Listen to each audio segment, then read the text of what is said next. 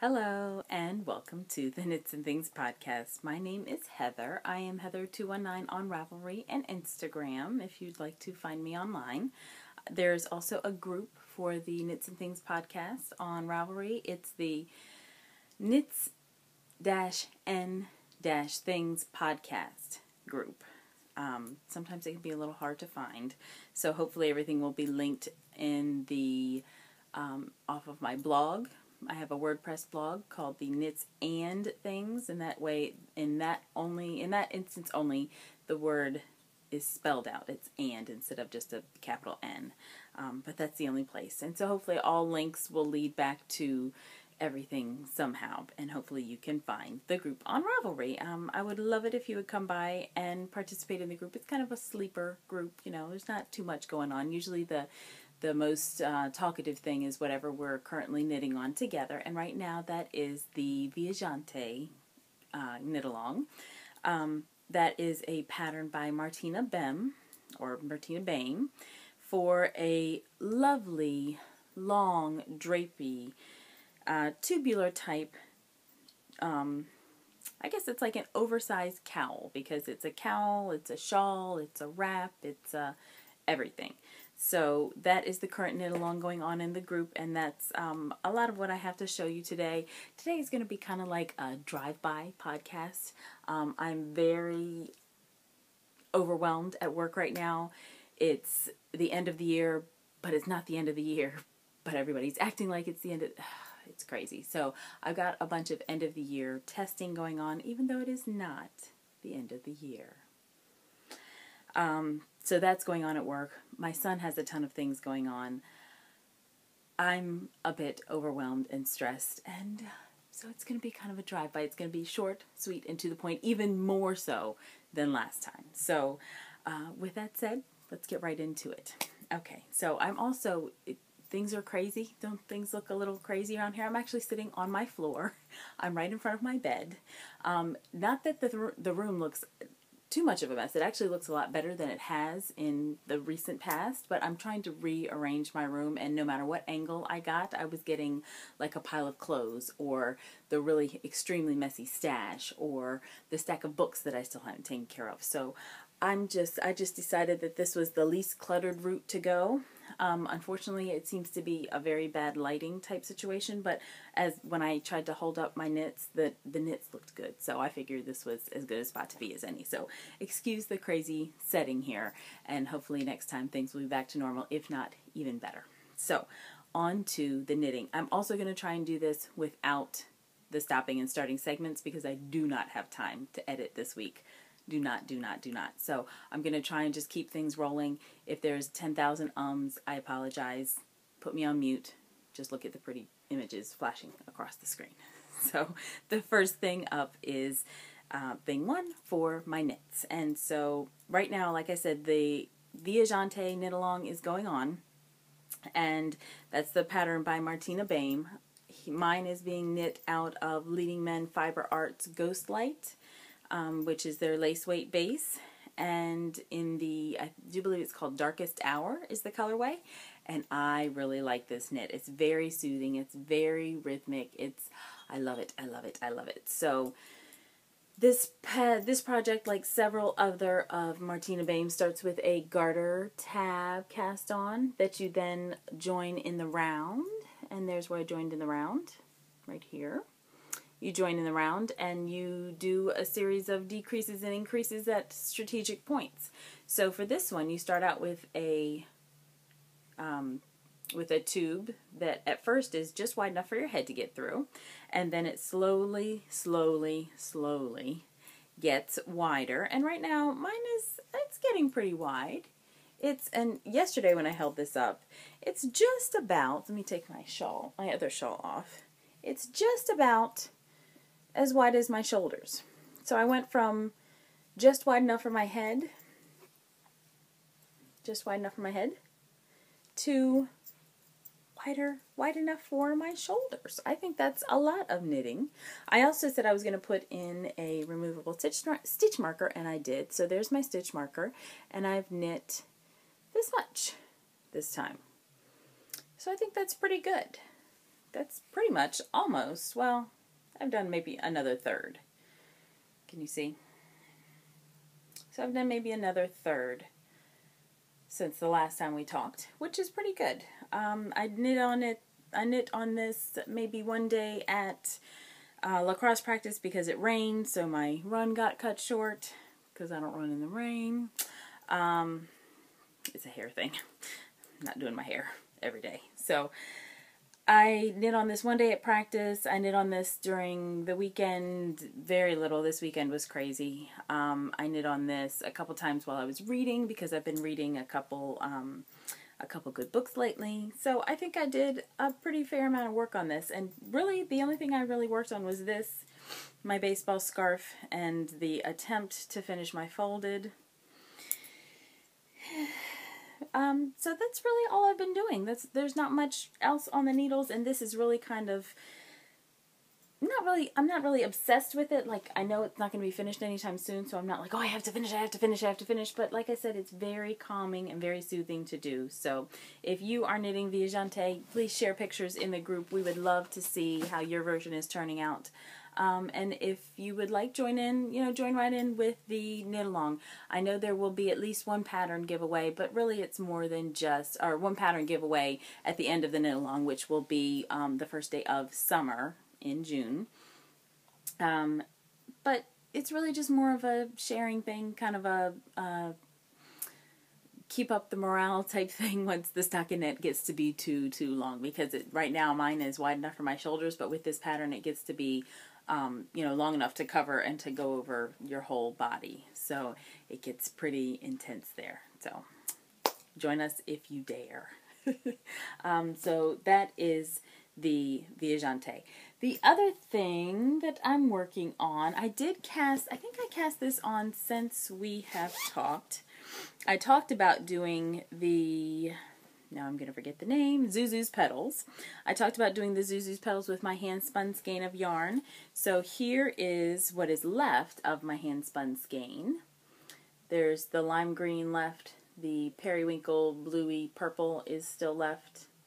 Maybe the colors aren't the greatest over here. And then it goes out to a plain white. There's very little plain white on the outside, if you can see. It's mainly periwinkle in there.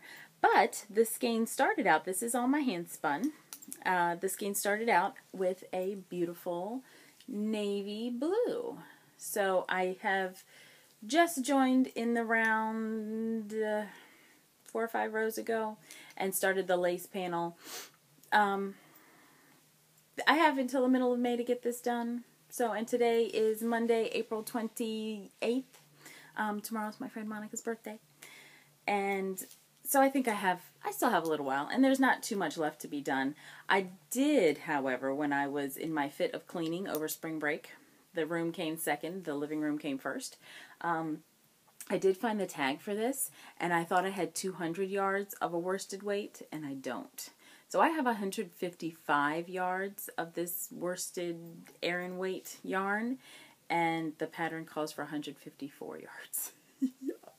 So I might be drawing a little close. My saving grace is I think this is heavier, which should mean that I need less overall yardage to get there, right? Like I would have gotten to the point where the neck, where it could be closed up before I really needed to. Maybe. I don't know. So hopefully the way the pattern repeat goes, the lace pattern repeat goes, I should be able to stop if I need to, if I run out of yarn. I hope. I don't know. So this is it. Zuzu's Petals. And Zuzu's Petals is a cowl that's designed to look like you have on a shawl, like a shawlette, without the need to drape the ends or worry about it falling off your shoulder like my shawl fell off my shoulders just a minute ago. So I don't know. We shall see. I'm very excited. This is for the special skein knit along that I'm doing with a group that I'm in on Ravelry called the Yarn Snobs Incorporated. So that is my special skein because it's my hand spun, and it was the first time I did a gradient like that, and I was pretty pleased with it. So that's my special skein, and that's another pattern. And I'm sorry, I don't remember the pattern. I don't remember the pattern writer for Zuzu's Petals, and the pattern is on you guys. So because I use my iPad to record. On to the next thing. Let's talk about Cracker Jack, not cricket, Cracker Jack. My Cracker Jack shawl is, or cowl, infinity scarf, whatever you'd like to call it, is current as of, I believe, the 19th of April. So this is a concept pattern, a concept scarf that I'm knitting that shows the Nationals baseball season for 2014. So I have assigned, in my bag, I have assigned a color for each type of game. I have the blues. The two blues are for wins. It's not showing very neatly in there. The two blues are for wins. So there's a navy blue for home and a bright sky sparkly blue for away games, and the two grays are for losses, and I have the dark gray for home losses and the light gray for away losses. So really the darker colors are for home, the lighter colors are for away. And so each time they play a game, I knit 2 rows. So this is what my scarf looks like so far. These long stretches of wins and losses kind of cracks me up, as do the win-loss combinations. But so this should be an interesting scarf to keep track of. It's funny because my sister is doing the same scarf and we yell at each other. It's like, are you sure you're following the Nationals and not the Orioles or something? Whose scarf are you looking at? Because our scarves are very different. I don't know if we're looking at different statistics counters online or what the deal is, but our scarves look different and we're supposedly following the same team. I don't know what that's about, but I kind of like it. I debated over. It's funny. The only yarn in the shawl. Let me start again. This is really a drive-by, right? The only yarn in the scarf that is not to gauge truly is my hand spun. But I've never considered not using my hand spun. I've never considered going back and taking out my hand spun. I have considered going back and taking out the light gray and switching it for this skein of remix gray. But then I think this remix might be a little close, well, maybe not, a little close to the dark gray. I don't know, but you can see my problem, right? When the away colors get together, it makes kind of You see how it sticks out here and how it sticks out there. So I don't know. I'm thinking something needs to be done, which is why I haven't worked too hard at catching back up, because like I said, I think I stopped on like the 19th of April here. This I think was against the Braves. And it's been a while. So I don't know. I'm not too thrilled with the way that looks together. And those colors will need to be together a lot. Unless they would just win or just lose when they go away. That would solve the problem, right? Think I can talk to the Nats about that? You think they'll help me out? I don't know. So that's my concept scarf, and that's kind of fun and interesting. The really fun and interesting part was that Christy and Sarah, yes, were doing a whole lot of snit talking on their podcast about which stripes were wins against my team, and somebody who's not even making the scarf, Sarah, was doing a whole lot of snit talking. I'm thinking, where's your scarf? Where's your scarf, Sarah? Where's your scarf? Where's your scarf? So that's really kind of a fun knit. And I think it'll turn out very nicely. My sister's scarf looks really nice because she found a red to go in. She's doing a red, blue, and gray scarf rather than a red, blue, and white scarf. So hers has turned out really nice. So I don't know, but it's really fun to kind of knit that and to kind of see what everybody's doing. Although with the crazy way things have been going at work, I haven't even really been on Ravelry, kind of peeking around into the thread to see what everybody's saying about how their team is doing. So I get it. It would be a whole lot more fun if I would really put my effort into it, right? So, oh well. The next thing I have to show you is the other thing that I've been working on. And it really should be a finished object. but it's not. So I'm knitting the Folded Pullover by Vera Valimaki. And I've been knitting this out of Miss Babs Tart, which is a fingering weight yarn that is merino tencel and nylon, or maybe it's just merino and tencel. But it's a very nice shiny base. It's got a great sheen to it. It's got even almost a little bit of a sparkle to it, if you can see. And it's very nice, and I've really liked knitting with it. The problem is the cast off is giving me a fit. The neckline for this sweater is turning out way too big. I always thought I had wide shoulders. Apparently I don't, or I don't know. So this is my sweater. I did cast it off, but I'm going to have to go back.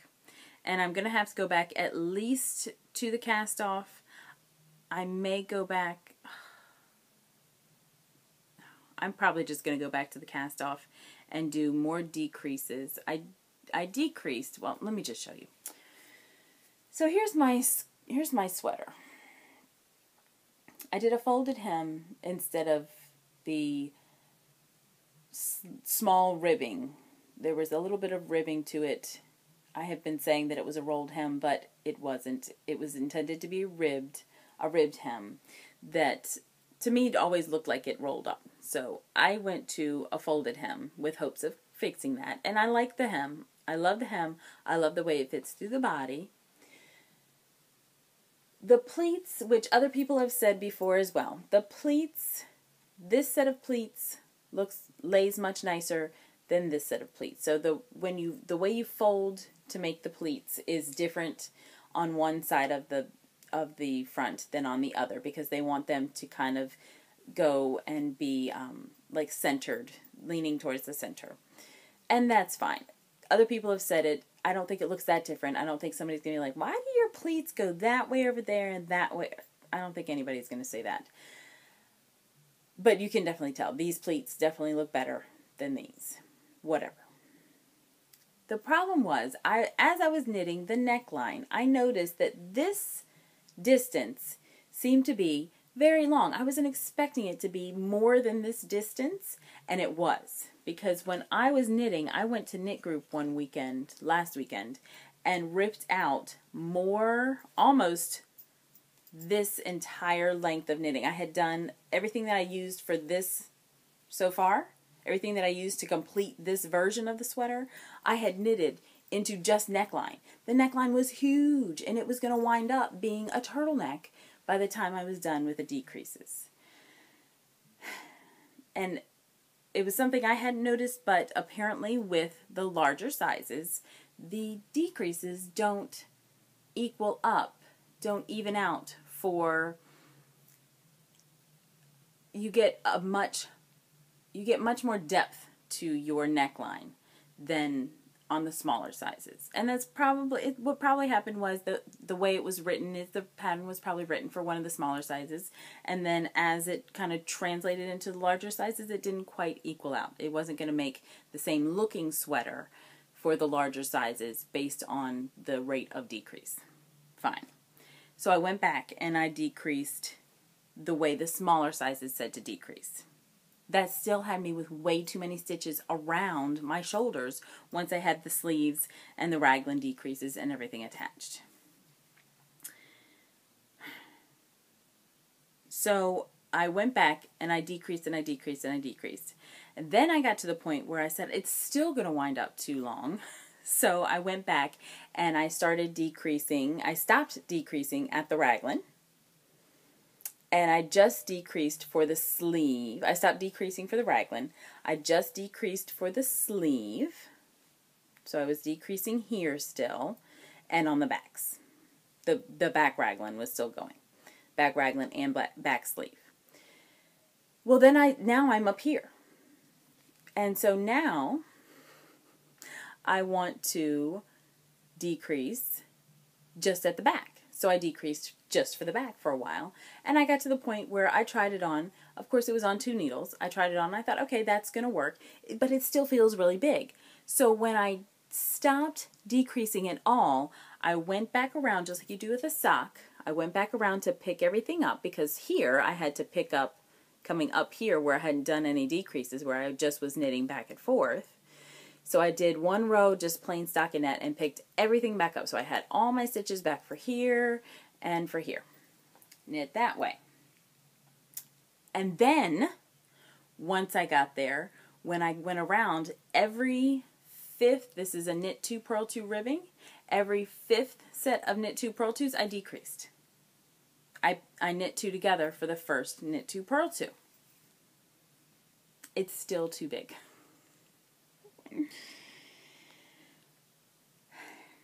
So what I think I'm going to do is go back, undo the cast off, undo the knit 2 purl 2 ribbing, put it back on the needles, and decrease every single time I knit to see if it will be okay, because as you can see, this is an A-line sweater, and the stitches that I have for the neck, even with all the decreasing, the stitches I have for the neck are just about the same as what I have for the hem. There's barely any difference. And I have big hips. So for to have as many stitches at my shoulders as I do to cover my hips, and where did they all come from? I swear the sweater grew magically. I must have, I don't know if I cast on for the wrong size, but I was getting gauge and the sweater fits. Like I say, it fits around my hips and my midsection, and I don't know. I don't know. I do like the way the neckline looks, and if you notice, not on that side, but if you notice over here, it actually kind of did something really cool. As I came up for the that extra bit where I was just knitting back and forth, it kind of looks cool when it comes up into the ribbing. It didn't do that on the other side, but so I like the neckline. I like that it stops and it kind of gives a dip down and then goes across. I really like that kind of squared out neckline, but it's just still way too big. So I don't know. I had seen that other people had problems. I want to say that Amy from the Stockinette Zombies had a problem, but Amy, there were no notes.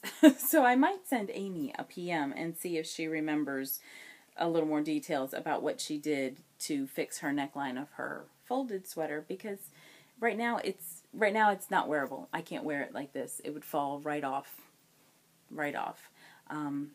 And I would show it to you, but I would be on camera with my bra and my shoulders and everything else showing because it's that wide.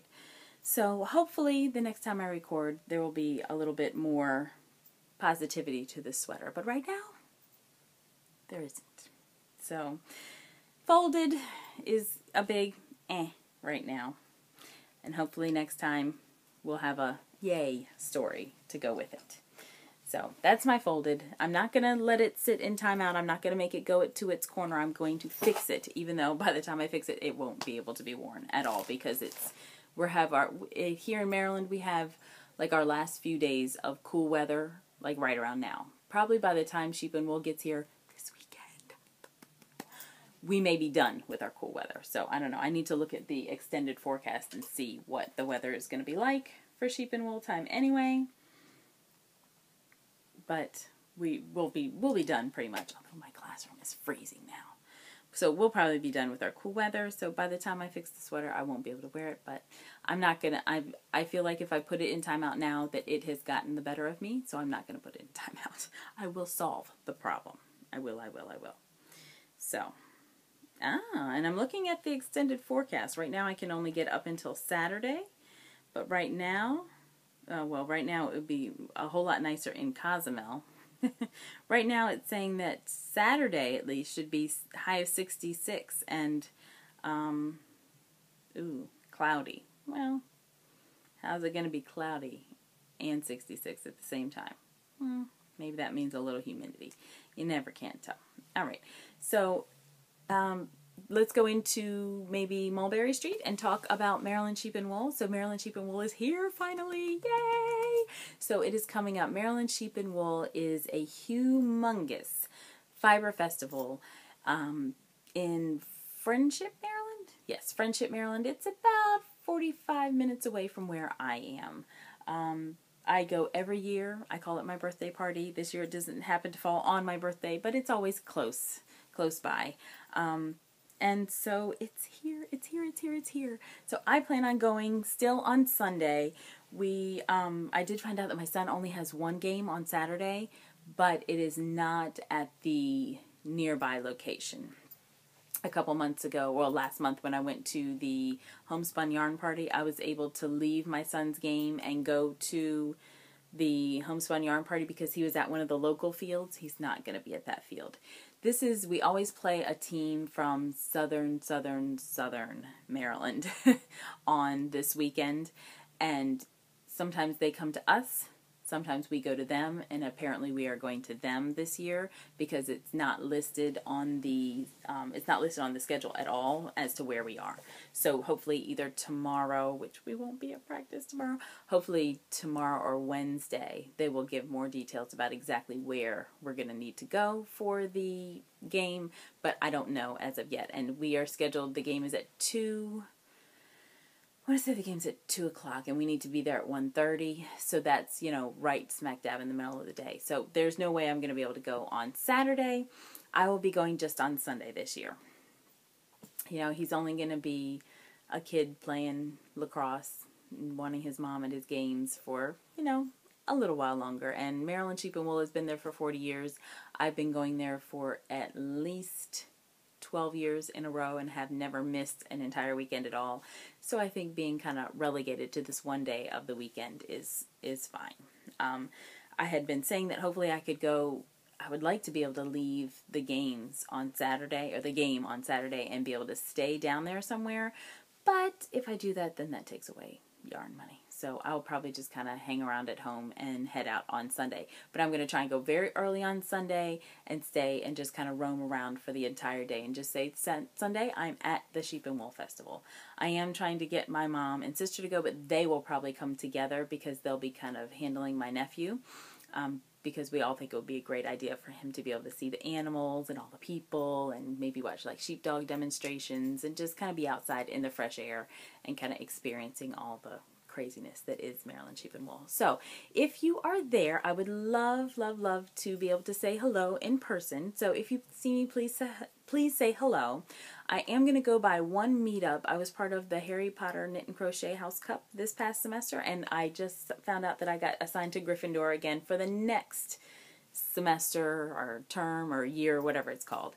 So I am going to go by there. They're having meetups. If you were involved with that group, they're having meetups on both days of the festival, Saturday and Sunday, at 2 o'clock on the grassy hill behind, or to the side, I guess, of the main barn. So as you're walking down the hill of smaller barns to the main barn that's kind of in the flat land at the back of the fairgrounds, there's a grassy hill just before you get there. If you're going down and you're going to go in the front door, there's a grassy hill off to your left. Kind of the porta potties are down to the very far left.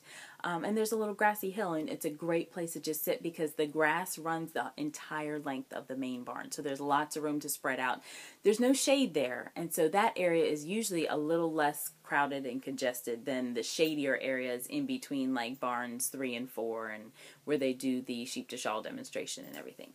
So if you are around about 2 o'clock, I know they're planning on having meetups, and I'm going to just kind of peek my head in just to see and try and, meet some people and try and put some faces to some names so that when we're, attending classes together this next term, things will be a little more familiar and I'll have some, a little bit more personal context. Because even though the internet is wonderful and nice, it's nice to be able to say, hey, I know that person. Hey, I met that person. Hey, that's the person I met at so-and-so. Or that's the person that bought the same yarn as I did at so-and-so. So that's the plan for the weekend. So I'm very excited. I can't wait to get going. I still don't know what I plan on buying while I'm there. I'm going to let this take me right into Everyone Needs a Thneed, and I'll show you things that I've gotten in the past, some of which is just fun, and some of which is to help me try and make a plan for Sheep and Wool, because with a big festival like that, I think it's best to go in with a plan. So I got my last paid for club portion of the Harry Potter. This is Shadow and Fiber Arts, and this is her Harry Potter club. And all of her clubs are, I'm going to show you to you from the back and make you guess again. All of her clubs this club is all about characters in Harry Potter. And I want to say this is the Defense Against the Dark Arts club, that all of these characters were very integral in that. But it might just be general Harry Potter characters, because all of these are the students. They're not any of the major player, like adult characters. They've all been students so far. There was Ron, there was Ginny, there was Hermione, and now this one is another student character. This is one of my favorite characters, and I really think this colorway is just beautiful, just like the character. Even before the movies were shot, when I was reading the books, I just really liked the way this character stood out. She's kind of quirky. That probably gives it away right there. She's kind of quirky. She's kind of fun. And as you see her develop later on in the series, especially in the movies, you see that she could care less what other people think about her. She's going to think her own thing, and I just so admire that in this character. So if you haven't guessed already, this is Luna. So Luna, I think that's a great color. The teal kind of threw me for a minute, but this is a color that I really like right now, and so I think having that teal in there for her, because I love her so much, is just perfect. So I love the red for the Gryffindor. I love the bits of blondie, pale blondie for her with her hair, and the teal. In the movie, I do believe the character's eyes kind of had that color. I think that's really beautiful. And this one is Polworth, which I love to spin, so I think this is going to be really fun to spin. And I still think that I might try eventually to spin up all of these colorways in one project together. Maybe next time I'll have to show them all together now that I have them all. So next time maybe I'll try and do that, to show all of the Harry Potter colorways together, to see if anybody has any suggestions for how to use them together. It might just be that I spin them all and try for a similar weight with all of them and put them all in a sweater together.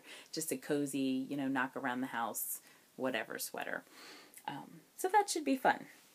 The other things that I've gotten lately, I wanted to try and make a plan for Maryland Sheep and Wool. So I ordered from Knit Picks because it was the cheapest place to buy it, and I really kind of balk at buying a book that has one pattern in it. But I really want to make a knit swirl coat. Have you guys seen these? Oh my gosh. So Tina, right? Tina from Knitting Blooms has already knit one, and then she's working on one. Or has she finished the second one already? But I love the idea of these coats. So if you've never seen these, this is a pattern designed by Sandra MacGyver. And this is the book. It's called Knit Swirl. That version is gorgeous. And so it's basically one pattern that is divided into a couple different generations, a couple different versions. And so you have basic silhouettes and what they do for you. And I think I'm leaning toward the off-center oval, I think, is what I'm thinking of. And here, not to give away too much, but she's got the different versions. A centered circle, an off-centered circle. A centered oval, and an off-centered oval. And I think this is what I would like to go for in one of the smaller sizes. And not to say, and the way the sizing is, the smaller size is not necessarily for a smaller person, because I'm definitely not a smaller person. I'm a medium-ish to large-ish size person. But I think that would be most flattering, is an off-center oval in a smaller size to be more of a tailored fit. So I really, really like this, and I started looking. I just was able to go through it last night because it came in Thursday before the weekend began. However, the weekend was really busy, and that version is gorgeous, and that is in Noro Silk Garden. awesome. So I just, I don't know. And that one is, I think that one is an off-center circle as well. Does it say which section I'm in? I think that is an off-center circle instead of an off-center oval. It will say eventually. Oh no, that's a centered circle. But I really like that one. And if you can see in some of the pictures, you can wear it with the collar pulled up like a hood. And I did see the merits of that this past weekend because it was pouring down rain when I left work on Friday, and I just happened to be wearing, and I don't take it to work a lot, I just happened to be wearing my Effortless cardigan that has big drapey fronts, and I took the fronts and I covered it over my head so that I wouldn't get soaked. And then my poor sweater needed to be brought home and blocked again because it was soaking wet. But so this is what I'm going to look through with plans to maybe possibly see if I can luck into a good yarn that would make a knit swirl. But I'm thinking because it takes a lot of yardage to do all that, I'm thinking I should probably wait for one of my local yarn stores to have a sale and support them because it's going to be a large purchase. So I got that. I also got, this is hopefully the last time I will buy this from a store, I got the latest Knitwear magazine, and I think I'm going to subscribe. I just love this magazine. I find at least 2 or 3 things in it every single time that I want to knit. I know I've shown things with this before that I would like to make. This sweater, the woman that checked me out of the yarn store was one of those like fashionista type booky fashion smart girls. And she had a hunk of bright red crazy curly hair. It was awesome. And she was like, oh, that's a really cute top. I'm like, see, you should learn to knit and you can make your own stuff. So this pattern is the one that I really want. The Folded Lace Tank by Bristol Ivy. But there's so many in here that I really like. Look at that. Look at that one. Gorgeous. And that one is called the Pleated Elliptical Cardigan. Look at the fronts. Gorgeous, right? Beautiful. And it's done in Barocco Ultra Alpaca Light, one of my faves. But look at all the boxy pleats and things. And see, these are more like the pleats that I just did on my folded. Hopefully those are the ones that lay down nicely. So really, really gorgeous patterns. Really, really nice. Here's the Folded Lace Tank. This one, I think, is just beautiful. I think I might have shown this on my iPad or on my son's iPad one time. But look at those folds and the little peak of lace in between. Just gorgeous. So that could be something that I look for while I'm there. Although, what is that yarn? Oh, that's a Manos yarn. Serena. So it's Manos del Uruguay Serena. That's a possibility. So I like to have a pattern in mind when I go to Sheep and Wool, and because if not, you'll just buy little bits here and there, and you might as well have stayed home. There's also a big article by Anne Weaver about the book Knitting Architecture from Tanis Gray. And this little cardigan really intrigues me too. That's the Bauhaus,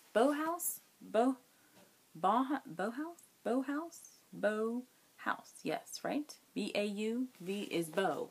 H-A-U would be how. Bauhaus, I don't know. That one.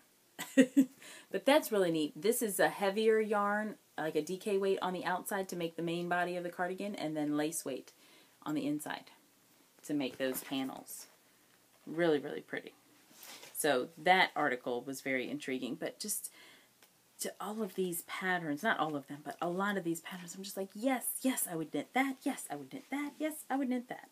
So many of them. This one I would think would be prettier in a lighter weight, but I love that construction. I think that would be very flattering, almost like space age or futuristic looking.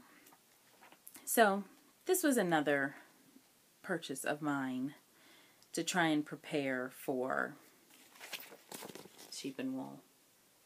The problem is when you get Sheep and Wool is in the spring, and a lot of the magazines that are out, unless you've been really looking at something from the winter magazines, if you go with the spring magazines, you can't find anything but wool at Maryland Sheep and Wool.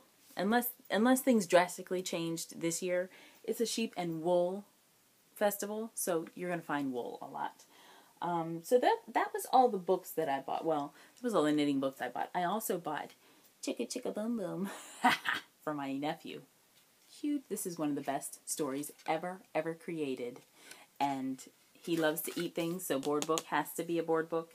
And I think he would really like it because of all the bright colors and all of the things. And he would call that a ball. Because he says ball. And it's very cute. He says ball, and then he gets embarrassed. Because everybody goes, oh! He gets embarrassed, and then he hides his head. And he giggles. It's so cute. So cute. I also got, not that this has anything to do with knitting, but I also got the Clean Start book. I'm determined to get my family eating healthier and to stop using all the packaged, preservative-laden nonsense. So I got this because it looked like it was just good, simple recipes and different suggestions for how to get rid of the crap in your pantry and start using clean eating. It has a little section, Clean Start Kitchen, and things that you should have to be able to make sure that you're eating clean. I don't know. I would like to make small changes and small lifestyle changes to my eating rather than drastic diets that cause you to change completely and think it's going to be maintained. In my lifetime, I have lost and gained the same 30 pounds so many times. I'm just done with it. I'm fed up. Every couple years I lose it again, only to find it again eventually as the years go by, and I'm just done. I wind up back in the same area every time and need to go back that whole way every time, and I'm tired of it. So eating healthy, I've been moving a lot more. I feel better, although I am sitting on a heating pad right now because I pulled something doing a little too much yoga the other day. I'm moving more. I feel better. If I could get the eating down, I have no health problems, so I don't really find the need at this late stage in the game.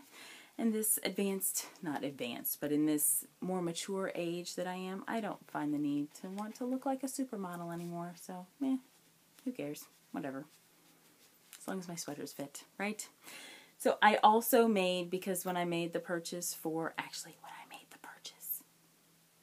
when I bought the Knit Swirl book, I wonder if I can find it. When I bought the Knit Swirl book, I also bought a book for my mother for her birthday because her birthday is right around Mother's Day. So she loves the One Skein Wonders book. And there's the newest one, I think, is the One Skein Wonders Lace Weight book. So I bought that for her birthday. So with those two books, it wasn't quite enough for free shipping. So, of course, you're not going to pay for shipping when you can pay for yarn, right? So I also bought, 7 or 8 skeins of Knit Picks Shine Sport in the hopes of doing a little shrug type thing. I have a cute little top that I got, and it will go with a couple other things if I can make a cute little navy shrug that will make sure that I can wear a regular brassiere with my strapless tops, because I like some of the silhouettes that some of the strapless tops give, but I'm not going braless because nobody needs to see that. So this is hopefully going to make some kind of a shrug. Once I saw it and I liked it, I think I've used this in the past, years and years and years ago. I'm wondering if I shouldn't call Knit Picks and see if I can just have the rest of the bag, because when I got the shipment, this is the way the Shine Sport came. So clearly they opened up the bag to give me my 8 skeins, right? So I'm wondering if I should just call them and say, do you still have those other ones kicking around there? Can you just send those on too? That would be great, thanks. Because I'm thinking that I would probably either use them or be able to use them for some kind of a baby item, if not. So, Knit Picks Shine Sport. I'm excited to find something to do with this and to be able to have some time to sit down with Ravelry and do a little search to see what kinds of things come up. I kind of very quickly skimmed through my library in my queue, and I don't see anything for a sport weight that's already there. So I might have to do a little search. If you know of something that would be suitable, send me a link. Mark it down in the thread for this episode, and let me know what you're thinking. I want to close with one thing. This is like the craziest podcast ever, but when I turned my phone on to look at the weather, when I was talking about sheep and wool, I saw my latest screensaver. And so I'm just going to show you this, and this will be the end of my podcast, and you'll think, who was that woman that just podcasted? Because she was crazy. So this is my new screensaver. This is my new screensaver. And I did this partly because I do think this man is beautiful, but partly I did it because my son is going to go, Mom, really? Why did you put that on as your screensaver? So, are you ready? There's my screensaver. It's The Rock. Ah. So, I saw this both on Facebook and on Instagram because I follow him in both places, and the pictures he posts are really funny, but this one was also really beautiful. So, yeah, there's my screensaver. And with that, I hope your knitting or The Rock makes you happy, and I will see you next time, hopefully for a more sane podcast, if I don't see you before then at Maryland Sheep and Wool. So until then, I hope your knitting makes you happy,